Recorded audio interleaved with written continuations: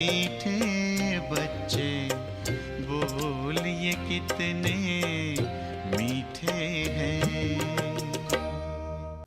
ओम शांति। संगम युग का ये वंडरफुल समय, जब खुद इस संपूर्ण सृष्टि का रचयिता परम पिता परमात्मा इस दुनिया में वंडर ऑफ द वर्ल्ड स्वर्ग की स्थापना करने आते हैं, और उस स्थापना के कार्य में हम आत्माओं को निमित्त बनाते हैं, एक वंडरफुल नॉलेज देते हैं, वंडरफुल विधि सिखाते हैं, वंडरफुल ज्ञान है, वंडरफुल योग है, और आत्माएं भी वंडरफुल बन जाते हैं। वंडरफुल भी बनती हैं, नॉलेजफुल भी बनती हैं, लवफुल, ब्लिसफुल, हर गुण में, हर शक्ति में बिल्कुल फुल बन जाती हैं। परंतु उसका आधार है बाबा की वंडरफुल श्रीमत, बाबा का वंडरफुल ज्ञान, जिसे धारण करने के उपरांत आत्मा में वंडरफुल परिवर्तन हो जाता है। तो आज की मुरली इस ड्रामा के वंडर को, आत्मा के अंदर इस वंडरफुल परिवर्तन को बहुत ही स्पष्टता से समझा रही है। सुनते हैं बाबा के मधुर वाक्य। आज है 3 तारीख, 3 अक्टूबर 2024। बाबा के महावाक्य हैं, मीठे बच्चे, रावण का कायदा है आसुरी मत, झूठ बोलना। बाप का कायदा है श्रीमत, सच बोलना। न दोनों के कायदे हैं, आपको कौन सा कायदा लेना है?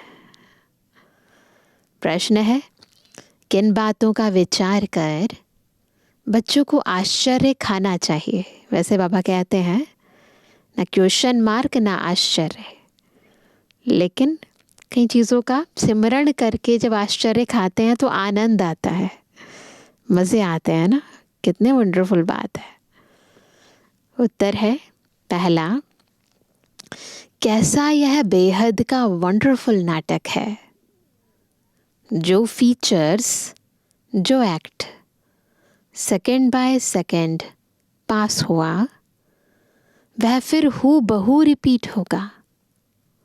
कितना वंडर है। जो एक का फीचर ना मिले दूसरे से।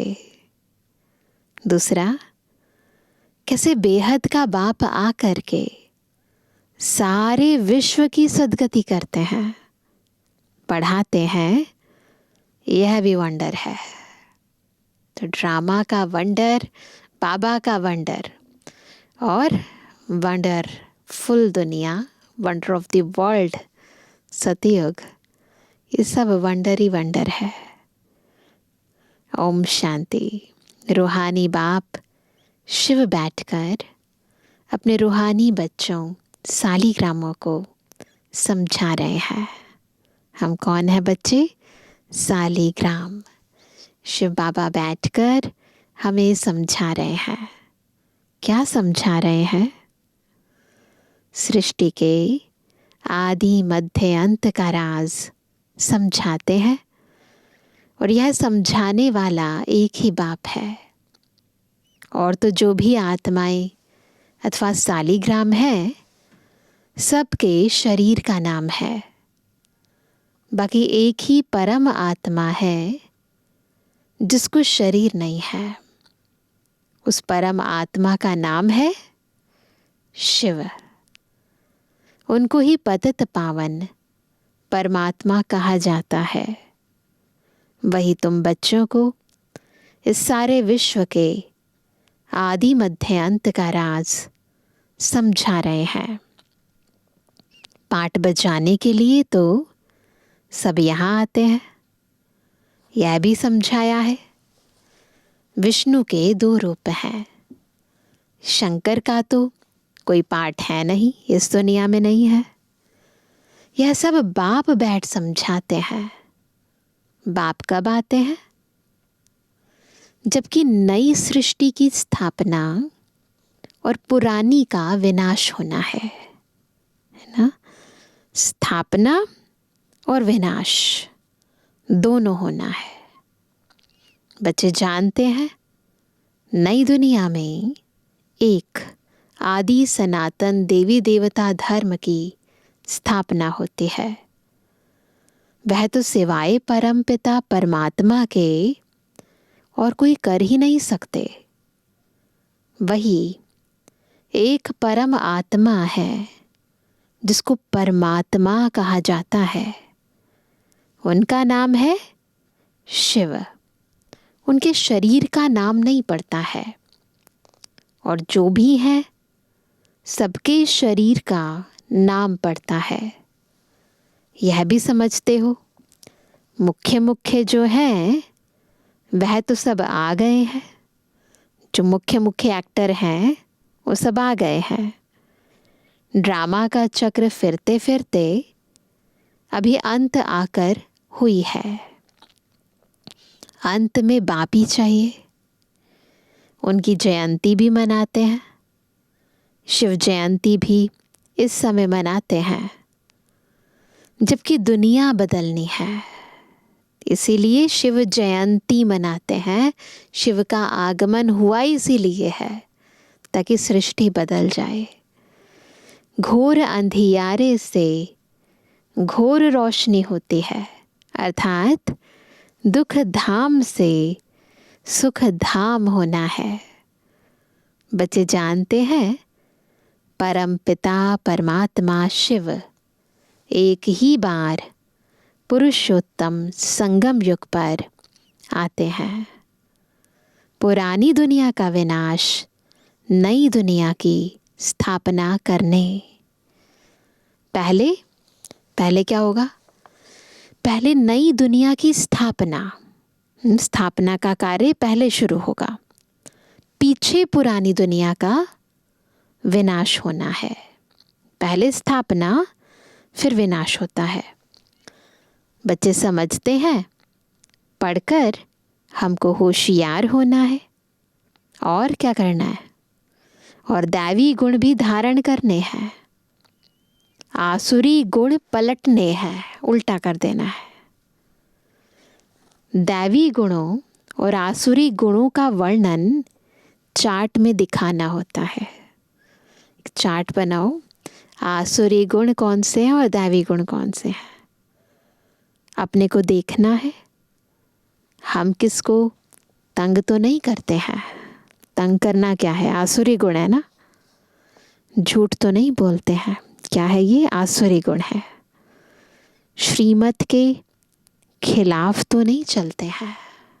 ये सारे आसुरी गुण हैं। झूठ बोलना, किसको दुख देना, तंग करना, ये है रावण के कायदे।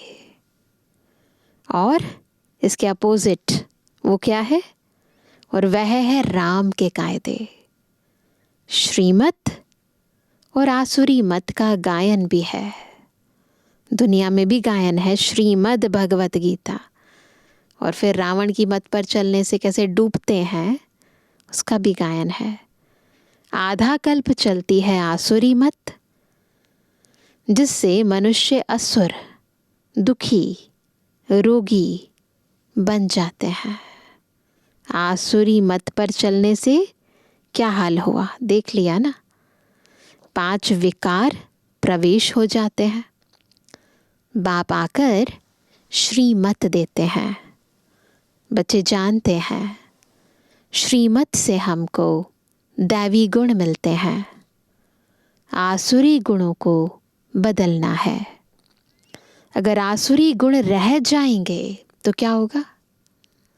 रह गए आसुरी गुण, कोई मैल रह गई आत्मा पर तो क्या होगा? तो पद कम हो पड़ेगा, क्योंकि सजाएं खाकर जाएंगे ना।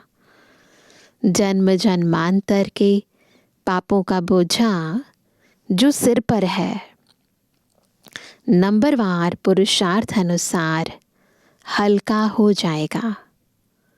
यह भी समझते हो कि अभी यह है पुरुषोत्तम संगम युग।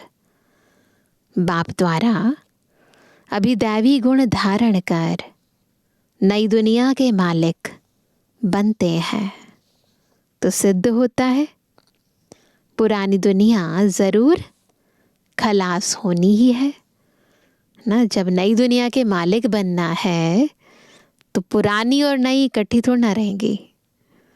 पुराना कपड़ा उतारेंगे तो नया धारण करेंगे ना, नया और पुराना दोनों इकट्ठा थोड़ा ना पहनेंगे। तो सिद्ध होता है पुरानी दुनिया ज़रूर खलास होनी ही है।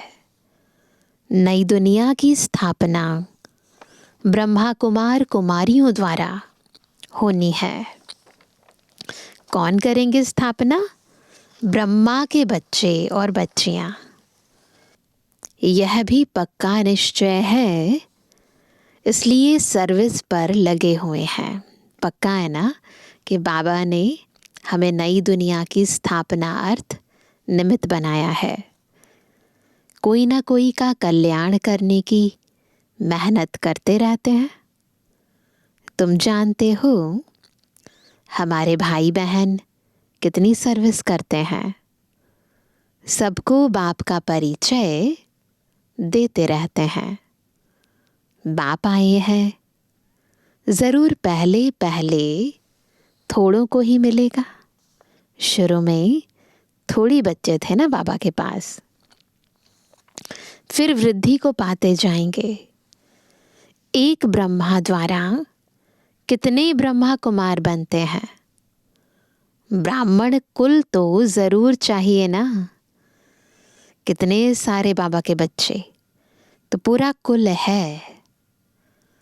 तुम जानते हो हम सभी ब्रह्मा कुमार कुमारियां हैं।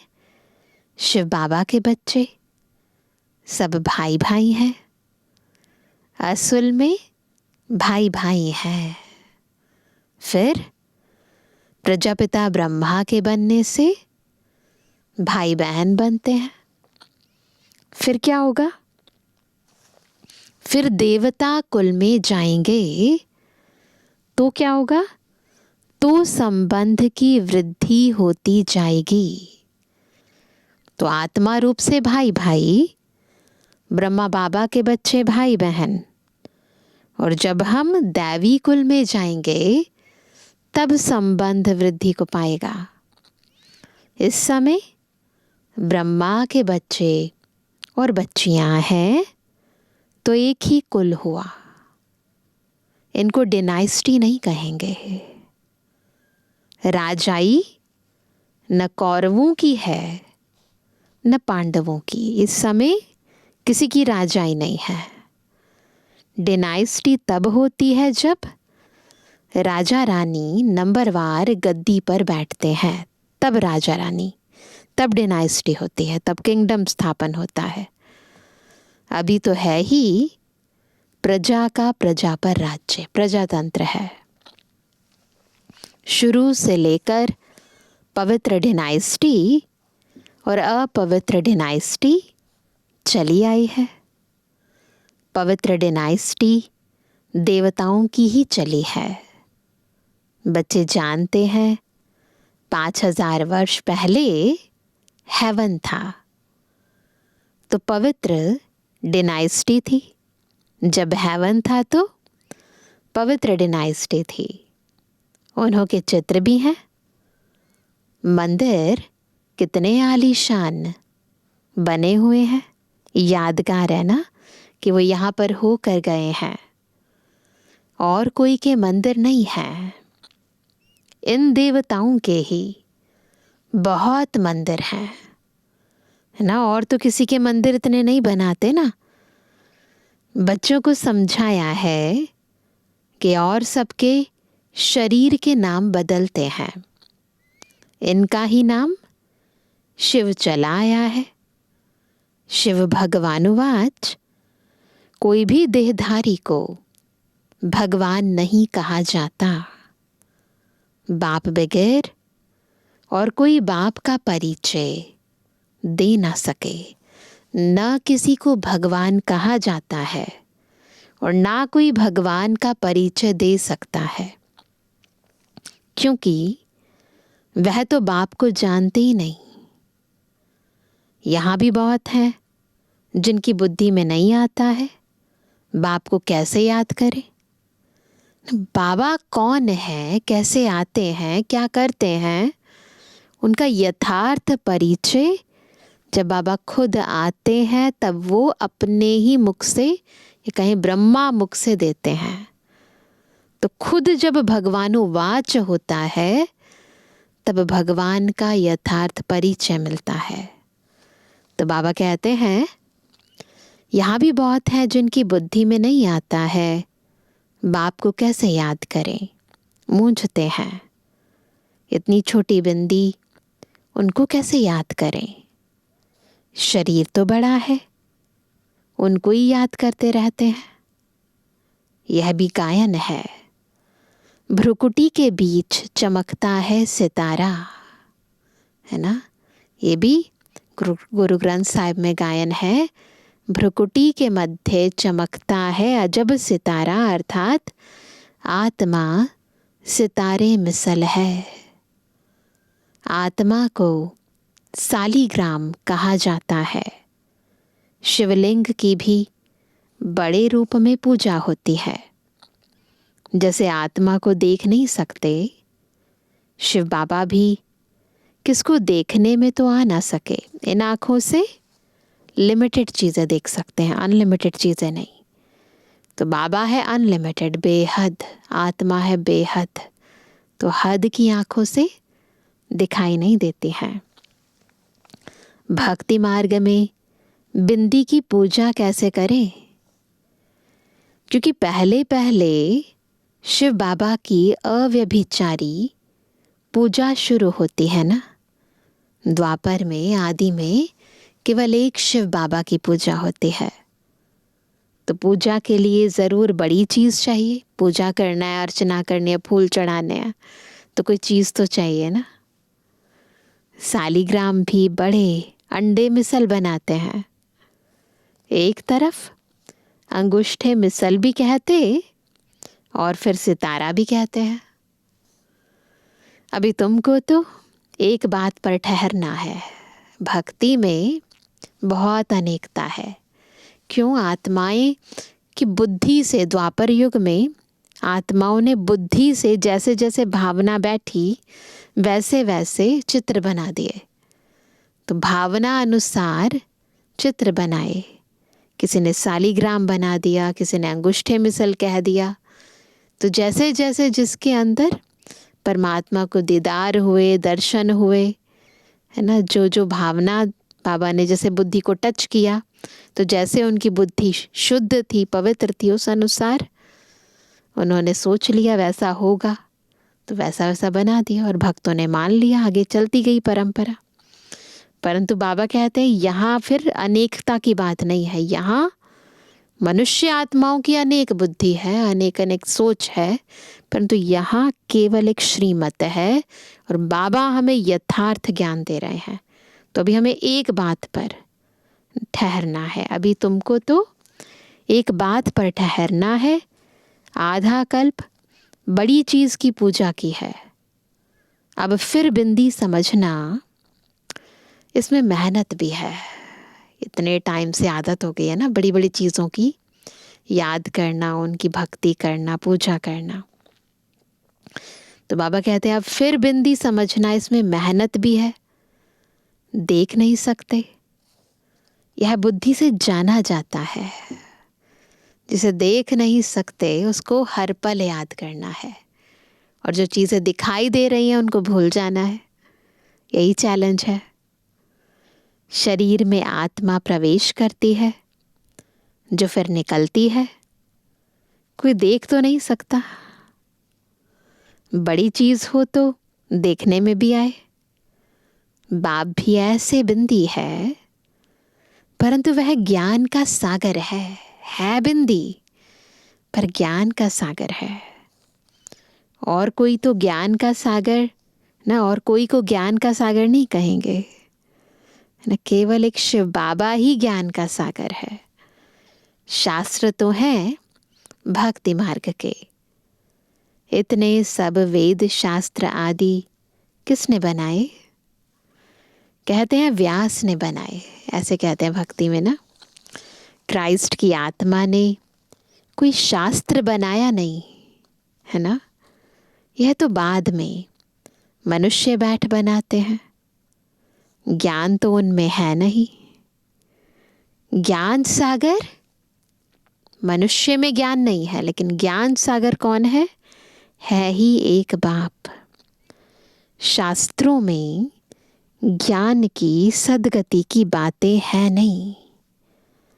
हर एक धर्म वाला अपने अपने धर्म स्थापक को याद करते हैं। तो सबसे इम्पोर्टेंट ज्ञान, आत्मा का ज्ञान, परमात्मा का ज्ञान किसी शास्त्र में नहीं है। देहधारी को याद करते हैं। क्राइस्ट का भी चित्र है ना, सबके चित्र हैं। शिव बाबा तो है ही परम आत्मा, सबकी बॉडी है, सबके चित्र हैं, देखने में आते हैं। लेकिन शिव बाबा वो है परम आत्मा, दिखाई नहीं देता, चित्र नहीं है, विचित्र है। अभी तुम समझते हो आत्माएं सब हैं ब्रदर्स। ब्रदर्स में ज्ञान हो ना सके, जो किसको ज्ञान देकर और सदगति करे। सदगति करने वाला है ही एक बाप। इस समय ब्रदर्स भी है और बाप भी है। आत्मा रूप से हम सारे भाई भाई भी हैं और बाबा भी है। बाप आकर सारे विश्व की आत्माओं को सदगति देते हैं।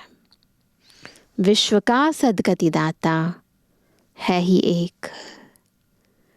सारे विश्व की सदगति कर देते हैं बाबा। श्री श्री 108 जगत गुरु कहो अथवा विश्व का गुरु कहो। दुनिया में टाइटल देते हैं ना श्री श्री 108, तो बाबा कहते हैं चाहे इनको श्री श्री 108 जगत गुरु कहो या विश्व का गुरु कहो, बात एक ही है। अभी तो है आसुरी राज्य। संगम पर ही बाप आकर यह सब बातें समझाते हैं। तुम जानते हो बरोबर अब नई दुनिया की स्थापना हो रही है और पुरानी दुनिया का विनाश होता है। ये भी समझाया है पतित पावन एक ही निराकार बाप है। कोई देहधारी पतित पावन हो ना सके। पतित पावन परमात्मा ही है। अगर पतित पावन सीताराम भी कहें तो भी बाप ने समझाया है भक्ति का फल देने भगवान आता है। तो सभी सीताएं ठहरी ब्राइड्स और ब्राइड ग्रूम एक राम, जो सभी को सदगति देने वाला है। भक्ति करते हैं फिर बाबा आते हैं और हम सबको अपने साथ ले जाते हैं। हम हैं ब्राइड्स, बाबा है ब्राइड ग्रूम। ये सब बातें बाप ही बैठ समझाते हैं। ड्रामा अनुसार तुम ही फिर 5000 वर्ष बाद यह बातें सुनेंगे। अभी तुम सब पढ़ रहे हो, है ना। अभी हम सब पढ़ रहे हैं। स्कूल में कितने ढेर पढ़ते हैं। ये सब ड्रामा बना हुआ है। जिस समय जो पढ़ते हैं, जो एक्ट चलती है, वही एक्ट फिर कल्प बाद हूबहू होगी। हूबहू 5000 वर्ष बाद फिर पढ़ेंगे। यह अनादि ड्रामा बना हुआ है। जो भी देखेंगे सेकंड बाय सेकंड नई चीज दिखाई पड़ेगी। चक्र फिरता रहेगा। नई नई बातें तुम देखते रहेंगे। अभी तुम जानते हो यह 5000 वर्ष का ड्रामा जो चलता रहता है, इनकी डिटेल तो बहुत है। अगर ड्रामा को खोलते जाएं, डिटेल में जाते जाएं, बहुत गहराई है। एक एक आत्मा में इतनी डिटेल है, तो सोचो ड्रामा की इतनी सारी आत्माओं की कितनी डिटेल है। तो इनकी डिटेल तो बहुत है, मुख्य मुख्य बातें समझाई जाती हैं। तो डिटेल तो बहुत है बाबा, इम्पोर्टेंट जो पॉइंट्स हैं, कौन कब आया वो बताते हैं। जैसे कहते हैं परमात्मा सर्वव्यापी है, बाप समझाते हैं मैं सर्वव्यापी नहीं हूँ। तो यह है इम्पोर्टेंट बात। बाप आकर अपना और रचना के आदि मध्य अंत का परिचय देते हैं। सर्वव्यापी कहेंगे तो हर एक के अंदर भगवान है, तो परिचय क्या देंगे? हर चीज़ अलग है। परंतु बाबा जब आते हैं तब यथार्थ परिचय देते हैं। तुम अभी जानते हो बाप कल्प कल्प आते हैं हमको वर्षा देने। ये भी गायन है, ब्रह्मा द्वारा स्थापना। इसमें समझानी बहुत अच्छी है। विराट रूप का भी ज़रूर अर्थ होगा ना, परंतु सिवाय बाप के कब कोई समझा ना सके। ये जो भक्ति मार्ग में अलग अलग गायन है कि ब्रह्मा स्थापना करते हैं, विराट रूप है ना, शंकर विनाश करते हैं, विष्णु पालना करते हैं, क्या है एग्जैक्टली कैसे करते हैं, ये सारा राज बाबा आकर समझाते हैं ना। तो बाबा बताते हैं परंतु सिवाय बाप के कब कोई समझा ना सके। चित्र तो बहुत हैं, परंतु एक की भी समझानी कोई के पास है नहीं। भक्ति मार्ग में भी बहुत सारे चित्र हैं, पर एग्जैक्टली क्या समझ है वो जितने लोग उतनी बातें। ऊंच ते ऊंच शिव बाबा है, उनका भी चित्र है, परंतु जानते कोई नहीं। चित्र है, जानते नहीं है। अच्छा, फिर सूक्ष्म वतन है, उनको छोड़ दो, उनकी दरकार ही नहीं। हिस्ट्री ज्योग्राफी यहाँ की समझनी होती है ना। वहाँ कोई हिस्ट्री ज्योग्राफी नहीं है, ना परम धाम में है ना सूक्ष्म वतन में है। हिस्ट्री और ज्योग्राफी इस सृष्टि चक्र पर यहाँ चलती है। तो बाबा कहते हैं हिस्ट्री ज्योग्राफी यहाँ की समझनी होती है, वह तो है साक्षात्कार की बात। सूक्ष्म वतन में साक्षात्कार होता है। जैसे यहाँ इसमें बाप बैठ समझाते हैं, वैसे सूक्ष्म वतन में कर्मातीत शरीर में बैठकर इनसे मिलते हैं अथवा बोलते हैं। वह बता रहे हैं साकार मुरली है, परंतु उस समय जब ये मुरली चली, उस समय जो सूक्ष्म वतन में बाबा का साक्षात्कार होना और जो संदेश पुत्रियाँ जाती थी वो बाबा को देख कर आती थी, वो पाठ शुरू हो गया था।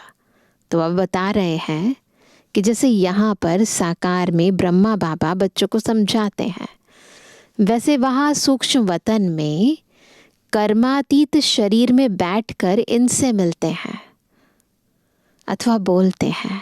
तो संदेशियाँ ब्रह्मा बाबा से मिलती थी, बोलती थी वहाँ सूक्ष्म वतन में, जिसे कहते थे संपूर्ण ब्रह्मा। तो उनको भी देखना, मिलना।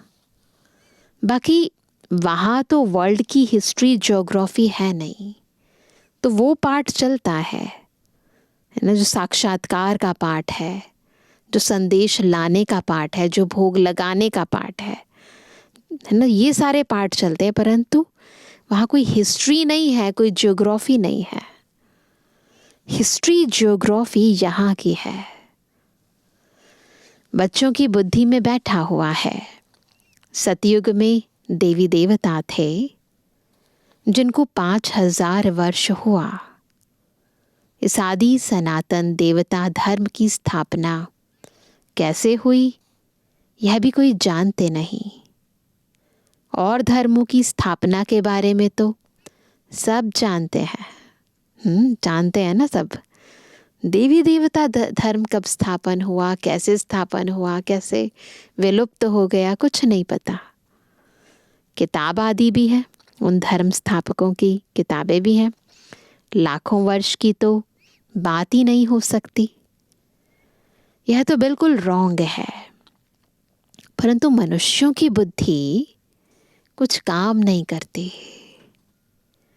हर बात बाप समझाते हैं, मीठे मीठे बच्चों अच्छी रीति धारण करो, बुद्धि में ना पक्का कर लो क्या हुआ कैसे हुआ। मुख्य बात है बाप की याद।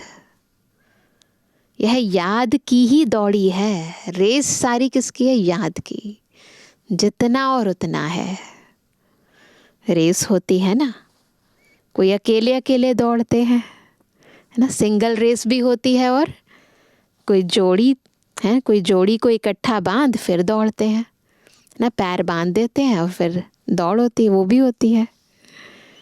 यहाँ जो जोड़ी है वह इकट्ठे दौड़ी लगाने की प्रैक्टिस करते हैं। युगल आते हैं ना तो उनकी बात बाबा कहते हैं, सोचते हैं सतयुग में भी ऐसे इकट्ठे जोड़ी बन जाए।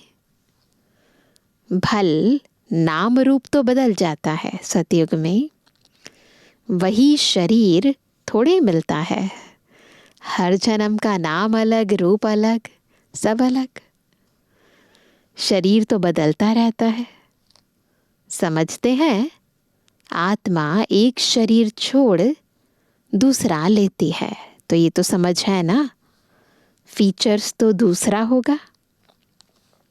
परंतु बच्चों को वंडर लगना चाहिए, जो फीचर्स, जो act second by second past हुई, जो एक्ट जो फीचर्स मिले, वह फिर हूबहू 5000 वर्ष के बाद रिपीट होनी है। एज इट इज रिपीट होनी है। कितना वंडरफुल यह नाटक है। सब कुछ as it is same to same repeat होगा, और कोई समझा नहीं सकते। तुम जानते हो हम सब पुरुषार्थ करते हैं, नंबरवार तो बनेंगे ही।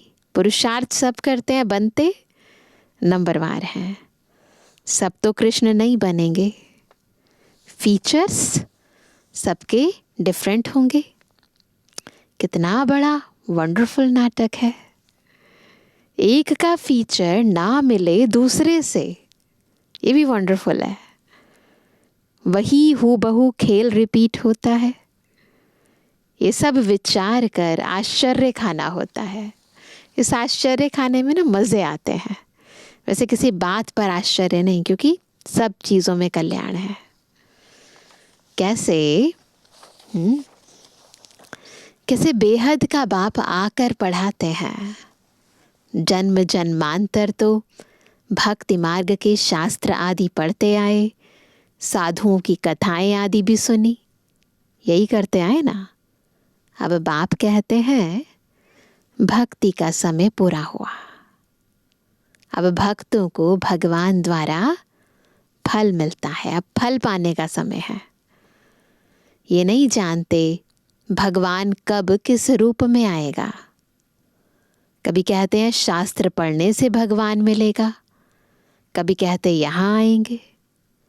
शास्त्रों से ही अगर काम हो जाता तो फिर बाप को क्यों आना पड़े।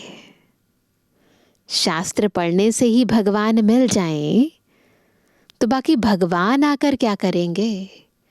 शिव जयंती है, भगवान आए, अगर शास्त्र से ही सब कुछ हो रहा है तो वो आकर क्या करेंगे। आधा कल्प तुम यह शास्त्र पढ़ते पढ़ते तमु प्रधान ही बनते आए हो। तो बच्चों को सृष्टि का चक्र भी समझाते रहते हैं, और दैवी चलन भी चाहिए, ज्ञान भी समझना है, फिर दैवी गुण धारण करने हैं, चलन सुधारनी है। एक तो किसको दुख नहीं देना है। ऐसे नहीं कोई को विष चाहिए, वह नहीं देते हो तो यह कोई दुख देना है।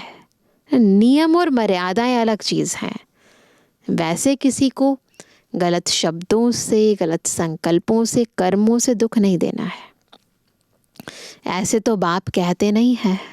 ये नहीं कहते कि हाँ उसको विष नहीं दे रहे हैं तो दुखी हो गया है तो दे दो, नहीं। कई ऐसे भी बुद्धू निकलते हैं जो कहते हैं, बाबा कहते हैं ना किसको दुख नहीं देना है ना। अब यह विष मांगते हैं तो उनको देना चाहिए, नहीं तो यह भी किसको दुख देना हुआ ना, तो ऐसे भी समझते हैं कहीं। तो ये गलत तरीके से ज्ञान को यूज़ नहीं करना है। ऐसे समझने वाले मूढ़मती भी हैं। बाप तो कहते हैं पवित्र ज़रूर बनना है, पहली श्रीमत है, पवित्र बनो, योगी बनो। बिना पवित्रता के तो ज्ञान भी नहीं ठहरता है। आसुरी चलन और दैवी चलन की भी समझ चाहिए। मनुष्य तो यह भी नहीं समझते। वह तो कह देते आत्मा निर्लेप है, कुछ भी करो, कुछ भी खाओ पियो, विकार में जाओ, कोई हर्जा नहीं। ऐसे भी सिखलाते हैं। कितनों को पकड़ कर ले आते हैं। बाहर में भी वेजिटेरियन बहुत रहते हैं। ज़रूर अच्छा है, तब तो वेजिटेरियन बनते हैं। सब जातियों में वैष्णव होते हैं, छीछी चीज़ें नहीं खाते हैं, है ना। माइनॉरिटी होते हैं, कम होते हैं ऐसे लोग। तुम भी माइनॉरिटी हो। इस समय तुम कितने थोड़े हो। आहिस्ते आहिस्ते वृद्धि को पाते रहेंगे। बच्चों को यही शिक्षा मिलती है, दैवी गुण धारण करो। छीछी वस्तु ऐसी कोई की हाथ की बनाई हुई नहीं खानी चाहिए। बहुत ध्यान रखना है भोजन का। अच्छा मीठे मीठे के लिए जवानी बच्चों पे जुबानी बाप दादा का दिल जान सको प्रेम से नंबरवार प्रसाद अनुसार यादगार और बुद्धवानी। रूहानी बच्चों की, रूहानी बाप दादा को गुड मॉर्निंग, नमस्ते नमस्ते नमस्ते। धारणा के लिए मुख्य सार है, पहला अपने चार्ट में देखना है। पहला, हम श्रीमत के खिलाफ तो नहीं चलते हैं, ये चेक करना है। दूसरा, झूठ तो नहीं बोलते हैं। तीसरा, किसको तंग तो नहीं करते हैं। दैवी गुण धारण किए हैं तो ये चेक करना है। दूसरा, पढ़ाई के साथ साथ दैवी चलन धारण करनी है। पवित्र ज़रूर बनना है। कोई भी छीछी वस्तुएं नहीं खानी है। पूरा वैष्णव बनना है। रेस करनी है। कौन सी रेस करनी है? याद की रेस। वरदान है, बाप के फरमान पर बुद्धि को खाली रखने वाले व्यर्थ व विकारी स्वप्नों से भी मुक्त भावा। कैसे व्यर्थ और विकारी सपनों से मुक्त हो सकते हैं? कैसे? जब बाबा के फरमान पर बुद्धि को खाली रखेंगे। बाप का फरमान है कि सोते समय सदा अपने बुद्धि को क्लियर करो। चाहे अच्छा चाहे बुरा, सब बाप के हवाले कर अपनी बुद्धि को खाली करो।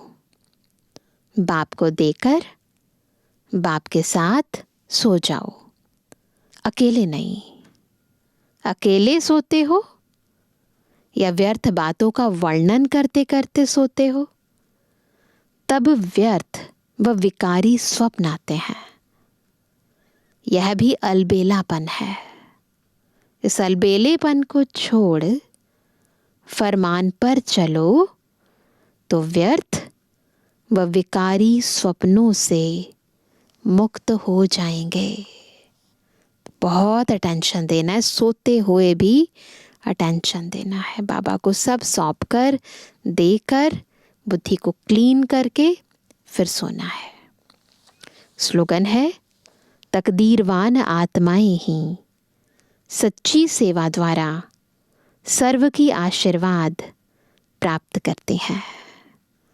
तो ये भी तकदीर की बात है कि बाबा की सच्ची सेवा करें और आत्माओं की आशीर्वाद प्राप्त करें। तो आज विशेष अपना चार्ट सारे दिन में हम देखेंगे। किसी को दुख तो नहीं देते हैं, है ना, झूठ तो नहीं बोलते हैं। चेक करना है, गहराई से अपने अंदर चेक करना है। सारे दिन कर्म करते हुए अपनी चेकिंग करते रहना है और रात को बाबा को पोता मेल देना है और बाबा की याद में बुद्धि को क्लीन करके फिर सोना है। अच्छा, ओम शांति।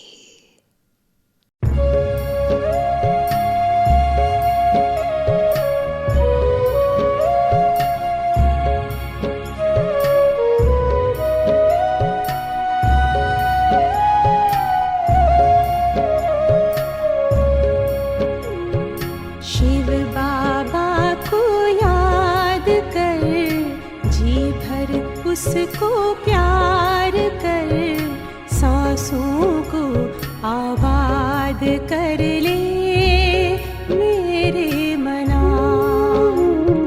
शिव बाबा को याद कर, जी भर उसको प्यार कर, सांसों को आबाद कर ले मेरे मना।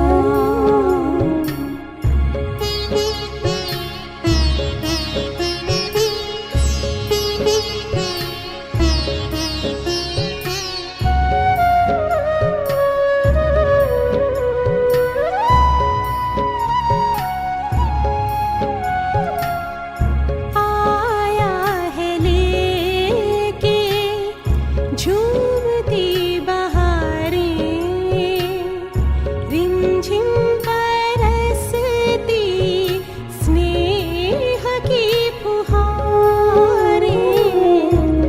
रंग निराला है रूप सलोना, दिल चाहे उससे जुदा कब न होना। अपना इंतजार कर, बैठना हिम्मत हार कर, प्रभु का तू दीदार कर ले मेरे मना। शिव बाबा को याद कर, जी भर उसको प्यार कर, सांसों को आबाद कर ले मेरे मना।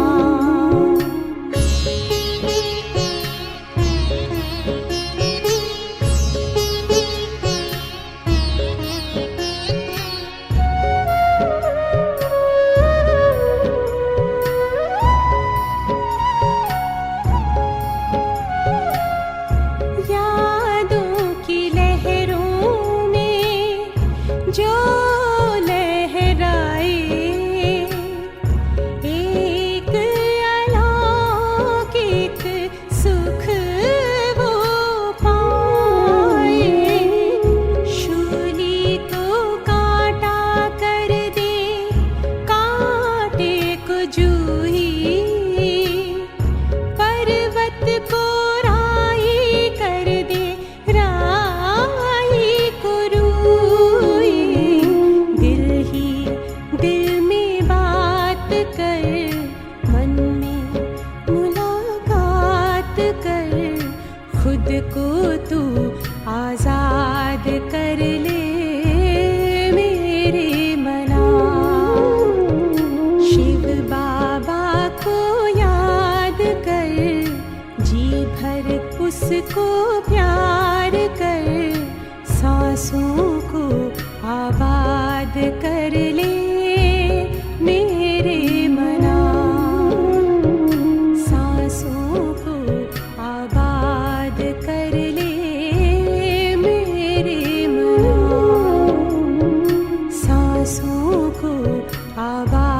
याद कर ले